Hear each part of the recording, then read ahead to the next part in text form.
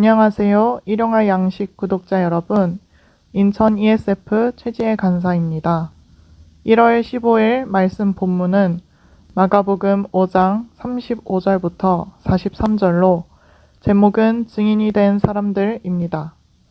오늘 말씀에서 회당장의 집으로부터 사람이 와서 회당장의 딸이 죽었다는 소식을 전해줍니다. 이를 듣고 예수님께선 회당장에게 두려워 말고 오직 믿으라고 말씀하십니다. 회당장의 집에 도착해서 우는 사람들에게 이 아이는 죽은 것이 아니라 자는 것이다 라고 하니 사람들은 비웃었습니다.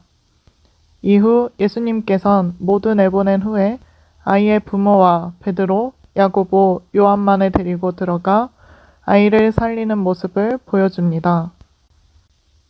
다시 살아난 소녀를 본 사람들은 놀랐고 예수님께선 이들에게 아무도 알지 못하도록 경고하시고 소녀에게 먹을 것을 주라고 하십니다. 오늘 말씀을 통해서 믿음과 경험에 대해 묵상해 보셨으면 좋겠습니다. 이 현장에 있던 사람들은 예수님의 능력과 신성을 두 눈으로 보고 놀랐습니다. 이렇게 직접 예수님을 보고 치유를 경험하고 기적을 목격한다고 해서 모두 믿음이 생기지는 않습니다. 그래서 당시에 예수님을 만난 모든 사람들이 예수님을 믿지 않았고 오히려 핍박하기도 했습니다. 반면에 36절에서 예수님께선 회당장에게 두려워 말고 믿기만 하라고 하십니다. 회당장은 예수님이 죽은 사람을 살리는 것을 본 경험이 없기 때문에 딸아이의 부활을 믿고 소망하기 어려웠을 것입니다. 그렇지만 예수님을 그저 믿었고 그 믿음을 보시고 예수님께선 회당장 야이로의 딸을 살려주십니다.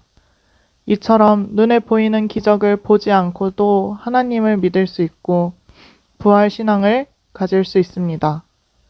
믿음에 있어 감정과 감각, 경험들이 도움이 되지만 필수적이지 않음을 볼 수 있습니다. 하나님이 느껴지지 않는 것 같아서, 말씀에 은혜가 없는 것 같아서 믿음이 없어진 건 아닌 것과 같습니다. 그러나 종종 감정이나 경험과 믿음을 동일시 여기기도 합니다. 이를 주의하는 저와 여러분이 되길 바랍니다. 두 번째로는 택함 받음에 대해 묵상하셨으면 좋겠습니다. 예수님께선 아이를 살리는 것을 모두에게 보여주지 않았습니다. 예수님께서 택한 사람들만 그 장면을 목격했습니다. 회당장의 딸은 직접 살리심을 받았습니다. 그 부모는 딸이 살아남으로 본인들까지도 살아나는 것과 같은 경험을 합니다. 아까 얘기했듯이 예수님을 알게 된다고 모든 사람이 믿음을 갖게 되는 것은 아닙니다. 예수님이 활동하던 시기에도 그랬고 기독교가 국교로 정해졌던 때에도 그랬고 종교의 자유를 외치는 지금 이 시대에도 그렇습니다. 믿음은 아무나 갖지 못하는 귀한 것입니다. 하나님께서 우리에게 주신 것 중 가장 귀한 것이고 특별한 것입니다. 이렇게 귀한 믿음을 받기 위해서 가장 먼저 거쳐야 할 과정은 다른 사람에게서 하나님을 소개받는 것입니다. 우리 모두 누군가에게 하나님을 소개받고 알게 되면서 하나님께서 그 과정 가운데에서 역사하셔서 각자에게 믿음을 주셨습니다. 그렇기 때문에 우리도 누군가에게 하나님을 소개하고 알리기를 쉬지 말아야 합니다. 귀한 믿음을 받아서 간직하고만 있는 것이 아니라 함께 누리기 위해 힘써야 합니다. 아무나 믿지 못하지만 누가 믿게 되고 안 믿게 될지는 알 수 없습니다.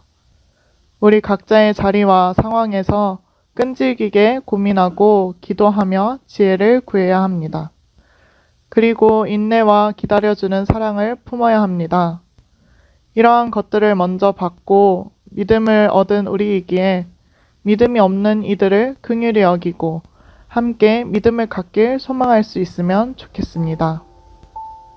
하나님께 받은 믿음을 귀하게 여기고 믿음을 세상 사람들과 함께 누리길 간구하는 하루가 되시길 소망합니다.